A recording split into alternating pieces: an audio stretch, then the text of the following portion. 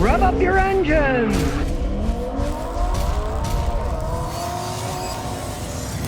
Civilian Dan says, how do you change transmission fluid after a leak was fixed? There's no dipstick to measure how much was lost. That is a problem. All cars these days, most of them don't have dipsticks on their automatic transmission, but they all have completely different procedures for checking the fluid. You're best off paying a mechanic to do it because a lot of times it requires a fancy scan tool that can cost $5,000. You got to warm them up, drive them around, and then check the level with your scan tool, and then do some more tests, add a little. It is a royal pain in the butt. I don't know why the idiots ever took the dipsticks out. They were the simplest thing. You would just fill them up, drive them for 15 minutes till they're warmed up, park them on a level surface, check the fluid, make sure it's at the max level once it's warmed up, and that was it. They're just buttheads changing it so you can't do a dipstick. So you got to go back to them and they can rip you off with repairs. That's what it comes. But it is so complex, and in most cars you need so many tools to do it. Pay a mechanic to do it. I know a guy who tried to do it himself. He didn't get enough and he ruined the transmission in his Toyota because he didn't have enough fluid in it. He would have been better to pay a guy like me to do it correctly with all the equipment to make sure it's right, because it's complicated and they're all different. George Darby says, Scotty, what's your opinion on the Ford Lightning? Well, I haven't seen one. I haven't been in one. I don't believe they sold them yet, so I can't say. It's an interesting idea, an electric pickup truck. Who knows? Once they come out, people start driving around, we'll find out how they last. Do they really have any range when you tow?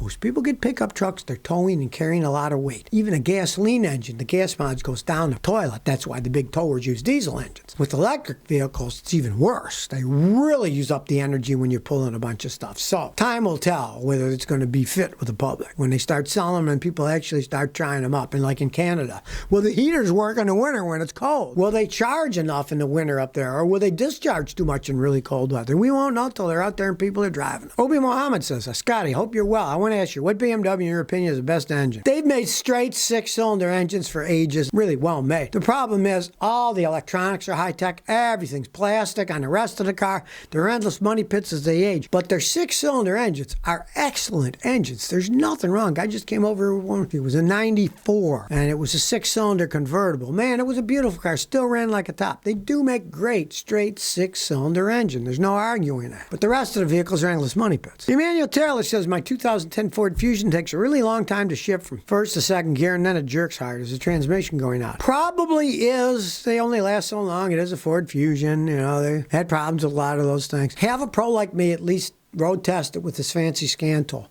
and pray that's a bad shift solenoid for the 1 to 2 shift. It could be a bad shift solenoid, and that could be replaced without having to rebuild the whole transmission. And any good transmission mechanic can hook up a scan tool and he can watch it. He can even force them to shift by pushing buttons on his machine to see if it's working. Do that first and pray. Could be a bad shift solenoid. You never know. Rick Pike says, what's the best tool for removing an oil filter? Well, it depends where the filter is. Now, generally for me, I bought it years ago at an AutoZone. A spring-loaded oil filter removal that goes from this big to this big. The spring's on the back side. 2 kind of like C's on it, and that grabs the filter when you take it off. You stick the end of a ratchet extension in it so you can get to lots of different places. Now, if there's room for that, hey, those are the absolute best. But of course, there's some of them are hidden.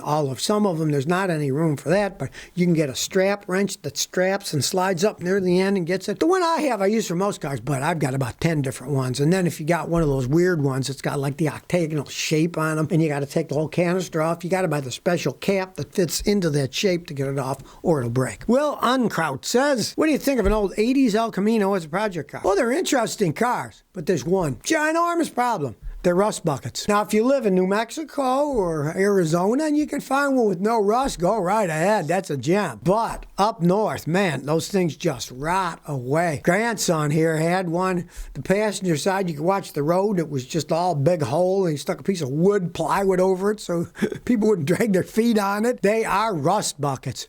Make sure the frame isn't rotten. Now, if it is not rusted, you can get V8 engines, whatever you want. Automatic, standard transmissions. Play with them to your heart's content. They're fun to fool around with. But don't get a rust bucket. Check that out first. Balti Cat said, should modern automatic transmissions be rebuilt or scrapped and replaced? Well, unfortunately, you don't have any choice because generally you can't buy new ones for most cars. No one sells them. Your only choice is have a guy rebuild it or buy a rebuilt one. You cannot buy new ones. Nobody makes them. People don't know how to rebuild them, or they do a sloppy job rebuilding them. It is a quandary. That's why you want to make sure you buy a car like a Toyota or a Honda that has really good ones that generally isn't going to break for a really long time. You get a Nissan, one of their crappy Jacko transmissions, and it breaks down. After you got the thing 60, 70,000 miles, you're going to wish you bought a Honda or a Toyota. Really need a quality automatic transmission these days because hardly anybody knows how to fix them. Mukesh says, Scotty, my Toyota Corolla 1ZZ engine has lifter tick. Should I be worried? All right. Well, first find out if it is lifter tick. They don't have hydraulic lifters. Those are bucket and shim. They're manually adjusted valves. Just take the valve cover off, check the adjustments on the valves. If they're really far off, they need adjusting. But unfortunately for those, they don't have screws on them to adjust. You got to take the engine apart. You got to see how much the extra clearance was, then write it all down for each one. And then when you take the shim out, you got to buy a shim that is that much thicker than the one that's in it. You measure that one, and let's say it's off by 0.04 of an inch. You need one that's 0.04 of an inch thicker than that. It's a real pain in the butt. Now, if it is lifter tech, but it runs okay, I've seen people drive them 100,000 miles that way with Toyota Corollas as long as they're still running down the road, because you're going to pay a small fortune getting the valves adjusted. And it might take a really long time because a lot of those shims are not stock. So you got the engine all apart and you need 12 shims. And they don't have them, you got to order them. Could be weeks. You'd be out of a car then too.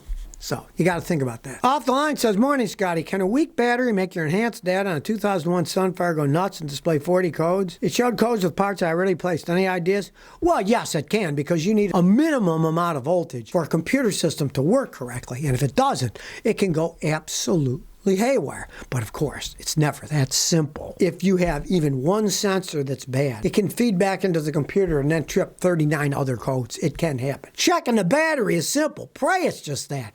I hook up my machine, it takes 30 seconds, it'll tell you if the battery's good or not. Very simple thing. Get that tested first. Pray it's that, because if it isn't, it could be the main computer, it could be wiring, it could be any of 30, 40 different sensors. It gets really complicated then. Pray it's just a bad battery. Isaac Ray says, Scotty, got a 2.3 liter, two-wheel drive, 2010 Ranger with 173,000 miles. I want to put a lift kit, but it would be bad for the engine. Well, not the engine per se. It's the transmission and the rest of the drive. The engine's still just sitting there. The transmission, if you lift it, then the drive shafts that are a different angle. I've seen people lift them too much, and the tail shaft of the transmission, the end, will snap right off because it's at such a high angle now because it was lifted so much that it just snaps off when you hit a big bump. That's what you got to worry about. Plus, they don't steer as well, and of course, trucks are high enough. You lift them even higher, they're really prone for flipping over and rolling over if you corner too fast. It's not a smart thing to do. Unless you lived in the swamps of Louisiana and you're only driving 15, 20 miles an hour and you don't have to worry about flipping over. Lifting them isn't such a great idea. Now, it's not going to bother the engine much, but man,